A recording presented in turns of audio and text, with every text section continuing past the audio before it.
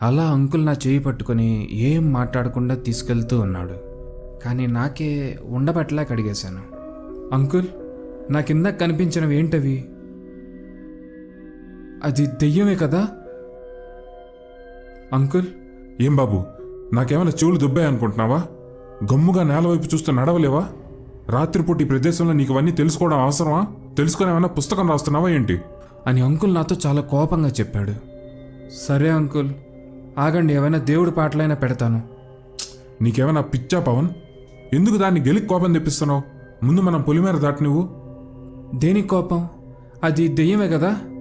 అంకుల్కి చిరాకు వచ్చిందో ఏమో కానీ ఒక క్షణం అలా ఆగిపోయి నా దగ్గరకు వచ్చి చెవులో చలావా అని చెప్పాడు. చలావానా అంటే? అరే పిచ్చోడ్లా ఉన్నావు కదరా బాబు నువ్వు. నీకేమైనా షుగరా? ఆపుకోలేవా? సరే అయితే చెప్తా వినుకో, కానీ నడవటం మాత్రం ఆపద్దు, తలపైకెత్తి చూడొద్దు. ఇది మా చిన్నప్పుడు మా తాతలు మాకు చెప్పిన కథ. ఇప్పుడు మనం నడుస్తున్న ఈ నిర్మానుష ప్రాంతంలో ఒకప్పుడు ఒక ఊరే ఉండేది. నువ్వు ఇందాక ఒక చెట్టును చూశానన్నావు, గుర్తుందా? ఆ చెట్టుకి ఎన్ని బొమ్మలున్నాయో ఈ ఊర్లో కూడా అంతమంది పిల్లలు ఉండేవారు. అంతా సాధారణంగా సాగిపోతున్న ఆ ఊర్లో ఉన్నట్టుండి ఒక్కొక్కళ్ళు కనిపించకుండా పోవడం మొదలైంది. వారి కోసం ఆ ఊర్లో వాళ్ళు ఎంత గాలించినా వాళ్ళు దొరకలేదు. ఆ తర్వాత కొన్ని నెలలకి వాళ్ల శవాలు ఒక్కొక్కటిగా అడవిలో దొరికాయి. కొన్నిసార్లు ఆ శవాలు చాలా ఎత్తైన చెట్లపై ఉండేవి, మరికొన్నిసార్లు ఊబిలో దొరికేవి. అదంతా చూసి ఆ ఊర్లో వాళ్ళందరూ అది అడవిని కాపాడే వనరక్షి పని అనుకున్నారు.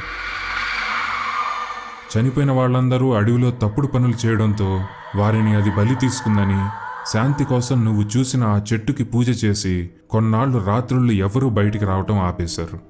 కానీ కొన్నాళ్లకి ఆ అడవిలో ఒక చిన్న పిల్లవాడి శవం కనిపించడంతో అడవిని కాపాడే వనరక్షి ఇలా అభంశుభం తెలియని చిన్నపిల్లల్ని ఎలా చంపుతుందో వాళ్లకు అర్థం కాలేదు. దాంతో వేరే రాష్ట్రాల నుంచి క్షుద్రశక్తి తెలిసిన మంత్రగాళ్ళని పిలిపించారు.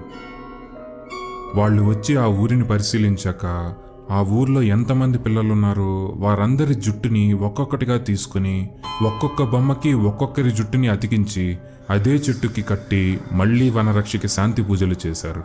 అలా చేసినా మరణాలు ఆగలేదు. దాంతో వాళ్ళకి ఏం చేయాలో అర్థం కాలేదు. చివరిగా వాళ్ళకి అసలు అది నిజంగా వనరక్షి పనేనా లేక ఇంకేదైనానా అనే సందేహం వచ్చింది. దాంతో ఒక పౌర్ణమి నాడు ఆ చెట్టు దగ్గర రాత్రిపూట రక్తాన్ని పోసి దూరం నుంచి దాన్ని గమనించారు.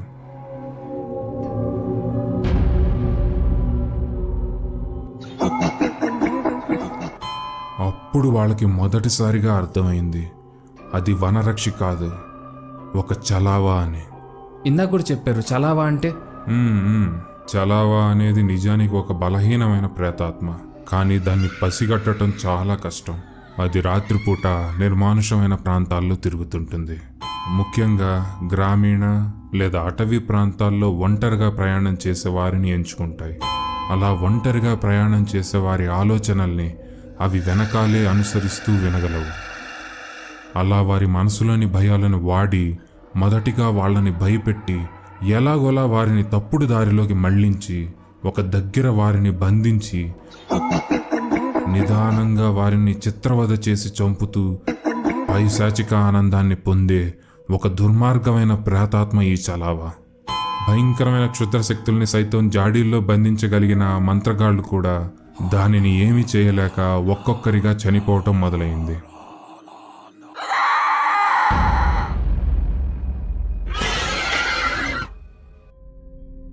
చివరిగా ఆ ఊర్లోంచి వాళ్ళు వెళ్ళిపోతూ తమని వెంబడిస్తూ ఆ చలావా బయటికి రాకూడదని ఆ మంత్రగాల్లోనే ఒకళ్ళు ఆ పొలిమేర దగ్గర ఆత్మాహుతి చేసుకుని అది ఈ ఊరు పొలిమేర దాటకుండా ఒక క్షుద్ర యాగంతో ఇక్కడ బంధించారు. ఆ విషయం తెలుసుకున్న కొన్నాళ్లకే ఆ ఊరంతా ఖాళీ అయిపోయింది. కానీ ఇప్పటికీ రాత్రిపూట ఎవ్వరూ ఈ చుట్టుపక్కలకు కూడా రారు. పొరపాటున ఎవరన్నా పడవలో తెలియక ఇక్కడికొచ్చినా దానికి బలైపోవాల్సిందే.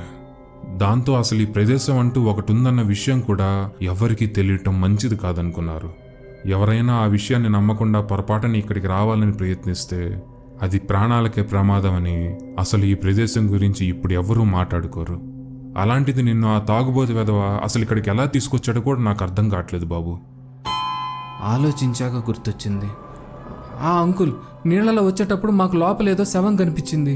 అది చూసి ఆ బోట్ అతను కూడా చాలా భయపడిపోయాడు. ఇదంతా దాని పనే. అదే నిన్ను ఇక్కడికి తెప్పించుకుంది. అంకుల్ చెప్పిన కథ నమ్మేలాగా అనిపించకపోయినా నాకు ఇందాక జరిగిందంతా గుర్తు తెచ్చుకుంటే అంకుల్ చెప్పింది నమ్మక తప్పలేదు. సడన్ గా నా వెనక దూరంలో అమ్మ నాన్న నా పేరు పిలుస్తున్నట్లు అనిపించింది. అంకుల్ అంకుల్ మీకేమైనా వినిపిస్తుందా? లేదు బాబు, ఏమి? వెనక నుంచి అమ్మా నాన్న పిలుస్తున్నట్లు వినిపిస్తుంది అంకుల్. తలదించు బాబు. నీకు కూడా అర్థమైంది కదా, ఈ రాత్రి ఈ ప్రదేశంలో మీ అమ్మా నాన్న ఇక్కడెందుకుంటారు? అది దాని పనే. నువ్వు ఆ శబ్దాలు విన్నట్టుగా తలెత్తకుండా నెమ్మదిగా రా. అలా అమ్మా నాన్న గొంతు నా వెనక వినిపిస్తున్నా పట్టించుకోకుండా ముందుకు నడుచుకుంటూ వెళ్తున్నాను.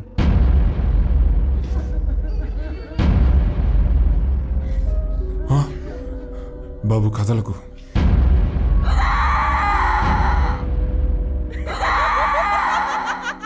బాబు పద ఇట్టెళ్దాం. బాబు పవన్ ఆగు. బాబు పవన్ ఆగు.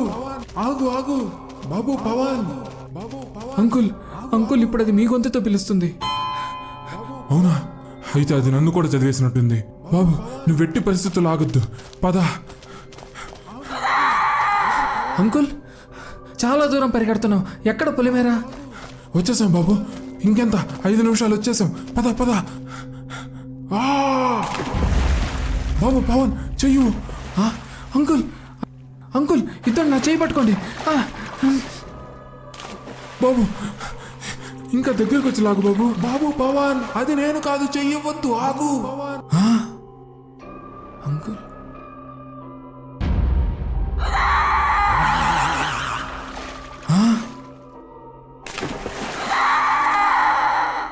అంకుల్ ఇది నన్ను లాగేసుకుంటుంది అంకుల్. బాబు పవన్ చేపడుకు, తొందరగా రా. దా వదిలేయి. అమ్మా. అలా అంకుల్ నన్ను ఆల్మోస్ట్ చావు నుంచి బయటికి లాగాడు. బాబు పరిగెత్తు, ఆపొద్దు. దా బండి తెచ్చాను, దా ఎక్కు. వెళ్తూ ఆ ఊబిలోకి చూస్తే, బాబు పవన్ నన్ను వదిలేసి వెళ్ళిపోతున్నావా బాబు నేను చచ్చిపోతా బాబు. అలా అంకుల్ నన్ను కాపాడి బండి పైన చాలా వేగంగా తీసుకెళ్ళాడు. అలా మేము ఆ చెట్టుని దాటి నిదానంగా ఆ పొలిమేర కూడా దాటేశాం. ఆ పొలిమేర దాటాక అంకుల్ బండాపి నన్ను ఏం జరిగిందని అడిగాడు. బాబు ఏం జరిగింది? అంకుల్ నేను షాక్లో ఉండేసరికి నా నోట్లోంచి ఒక్క మాట కూడా బయటికి రావట్లేదు. సర్లే బాబు, నాకు అర్థమైంది నువ్వెంత షాక్లో ఉన్నావో. ఒళ్ళు కాలిపోతుంది. ఇప్పుడేం మాట్లాడుకో, దా ఇంటికి వెళ్దాం అని అంకుల్ నన్ను ఎక్కించుకొని వాళ్ళ ఇంటికి తీసుకెళ్ళాడు. ఇంటికి వచ్చేసరికి తెల్లవారుజామున 4 గంటలైంది.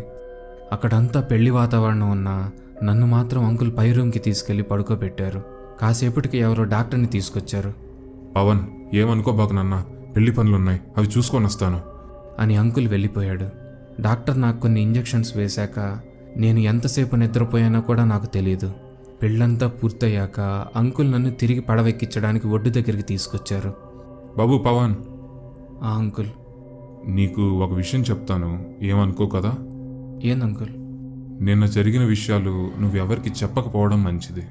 అదేంది అంకుల్, ఎందుకలా? పొరపాటున మనం ఇది ఎవరికైనా చెప్పినా మనల్ని ఎవ్వరూ నమ్మరు. జస్ట్ పిచ్చోళ్ళు అనుకుంటారు అంతే.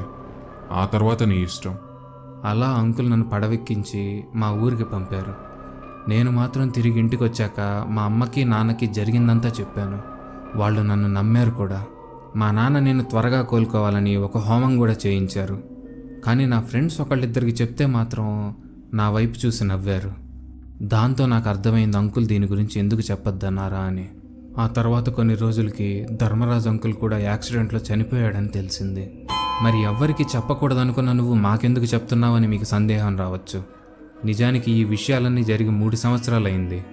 1 నెల క్రితం ధర్మరాజు అంకుల్ వాళ్ళ ఊర్లో 2 చిన్నపిల్లలు కనపడకుండా పోయారన్న న్యూస్ చదివాను. దాంతో ఉన్నట్టుండి నాకు ఒక సందేహం మొదలైంది. అసలు ఒక చలావా గురించి ఎందుకు చెప్తుంది? ఆ రోజు ఊబిలో నేను చూసింది చలావానేనా, లేక అంకుల్ని చావుకు వదిలేసి ఆ చలావాతో పాటు ప్రయాణం చేసి నేను దాన్ని బయటికి తీసుకొచ్చాను.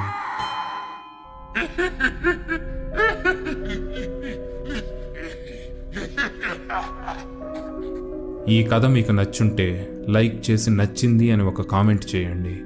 ఒకవేళ ఈ ఛానల్ నిజంగానే వర్త్ అని మీకు అనిపిస్తే జాయిన్ బటన్ నొక్కి ఈ ఛానల్ని ఎంకరేజ్ చేస్తారని ఒక పిశాచిగా ప్రాధేయపడుతున్నాను. మరో పీడకలతో మళ్ళీ కలుద్దాం. Thank you.